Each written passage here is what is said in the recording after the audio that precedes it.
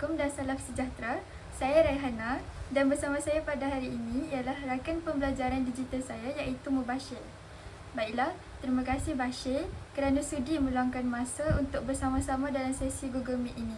Pada kali ini, saya ingin berkongsikan tentang kemahiran digital dalam pembelajaran, iaitu bagaimana penggunaan teknologi membantu kita belajar dengan lebih berkesan. Selain itu, saya juga akan menunggu Bashir untuk mengetahui tentang alat dan aplikasi digital yang sering digunakannya dalam pembelajaran. Sebelum itu, saya ingin menceritakan sedikit tentang perjalanan saya ketika membuat Google Site ini. Jadi, sebelum menghasilkan tugasan ini, saya telah mendapatkan maklumat daripada pelbagai sumber seperti YouTube, Facebook, artikel berita, jurnal akademik, laman web pendidik serta portal rasmi. Daripada sumber-sumber tersebut, saya dapat memahami dengan lebih jelas tentang kepentingan kemahiran digital, Open Educational Resource (OER) dan juga Personal Learning Environment iaitu PLE. Baiklah Bashir, sebelum kita pergi lebih jauh, boleh tak awak perkenalkan sedikit diri awak? Assalamualaikum semua, nama saya Muhammad Mubashir bin Muhammad Rizal dan saya adalah kawan digital, rakan digital bagi Puan Nafas Raihana, dan saya adalah pelajar dari College Profesional Mara, Seri Iskandar. Okey, baiklah, terima kasih Bashir. Jadi, boleh tak awak kongsikan sedikit apakah yang dimaksudkan dengan kemahiran digital pada pandangan awak? Okey, terima kasih Raihana. Pada hemat saya, kemahiran digital ialah kebolehan seseorang individu dalam menggunakan teknologi seperti komputer, telefon bimbit, ataupun telefon pintar, internet dan pelbagai aplikasi digital untuk mencari maklumat, berkomunikasi, menghasilkan tugasan seperti belajar dengan lebih berkesan. Dan kemahiran ini sangatlah penting kerana hampir semua proses pembelajaran pada masa kini melibatkan teknologi. Okey, betul tu Bashir.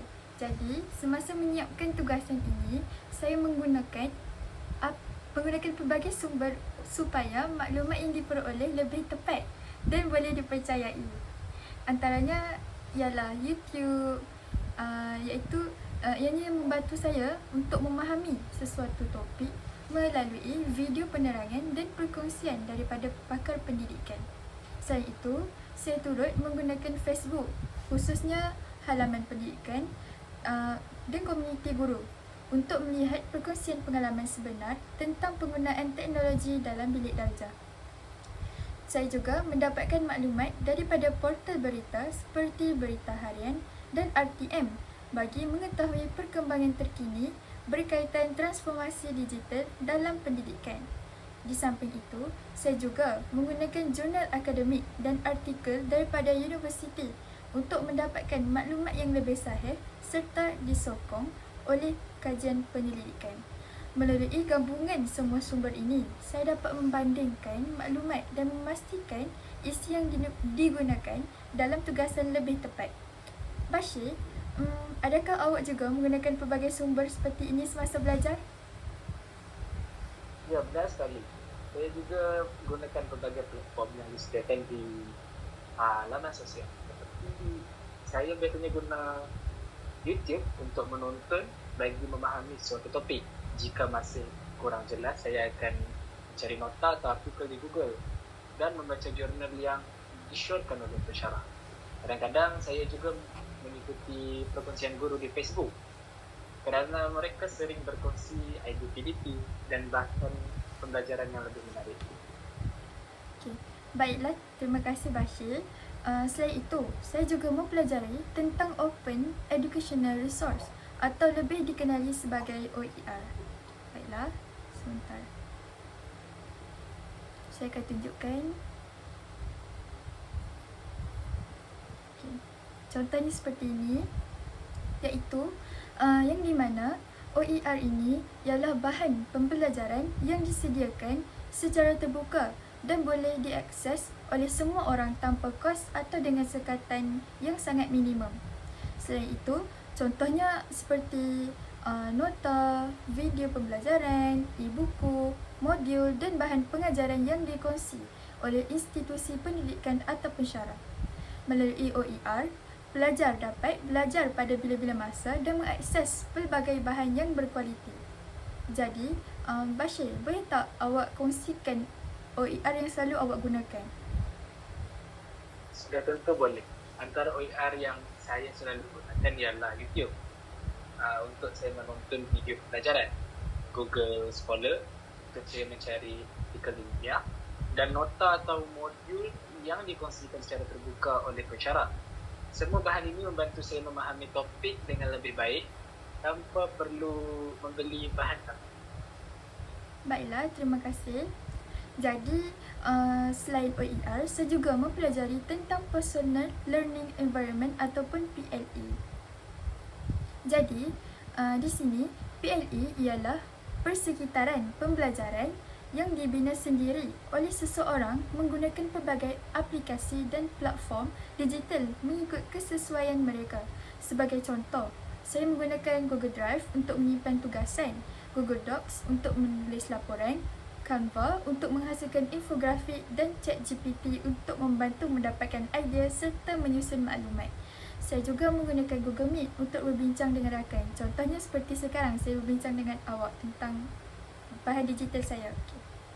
Jadi Bashir, bagaimana pula dengan PLE yang awak gunakan? Saya juga mempunyai PLE sendiri. Biasanya saya gunakan Google Classroom untuk mendapatkan tugasan daripada pensyarah, Google Drive untuk menyimpan, Canva bagi menghasilkan slide atau poster, kalau YouTube untuk saya belajar melalui video, dan ChatGPT pula untuk membantu saya memahami konsep yang sukar serta mendapatkan idea sebelum saya mula menulis tugasan. Semua aplikasi ini saling melengkapi dan memudahkan proses pembelajaran. Menarik perkongsian itu. Boleh saya tahu apakah alat digital yang paling banyak membantu awak semasa belajar?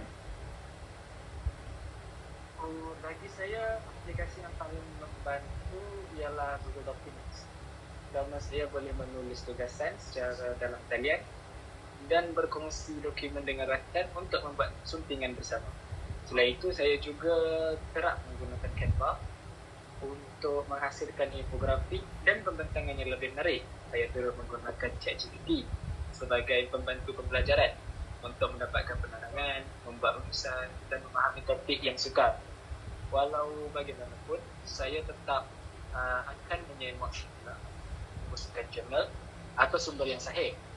Aplikasi lain yang sering saya gunakan ialah YouTube, Google Scholar, Google Meet dan Google Calendar untuk mengurus jadual tugasan supaya lebih teratur. Baiklah, terima kasih Bashir atas perkongsian yang sangat bermanfaat. Di sini, daripada perbincangan kita pada malam ini, saya dapat membuat kesimpulan bahawa kemahiran digital bukan sekadar mengetahui cara menggunakan teknologi, tetapi juga kebolehan memilih sumber yang sahih, menggunakan aplikasi yang sesuai dan mengurus pembelajaran secara berkesan. Saya juga mempelajari bahawa OER memudahkan kita mendapatkan bahan pembelajaran secara terbuka, manakala PLE pula membantu kita untuk membina persekitaran pembelajaran sendiri mengikut keperluan masing-masing. Dengan adanya pelbagai alat digital seperti Google Docs, Google Drive, Canva, Google Classroom, Google Meet, YouTube dan ChatGPT, proses pembelajaran menjadi lebih fleksibel, menarik dan berkesan.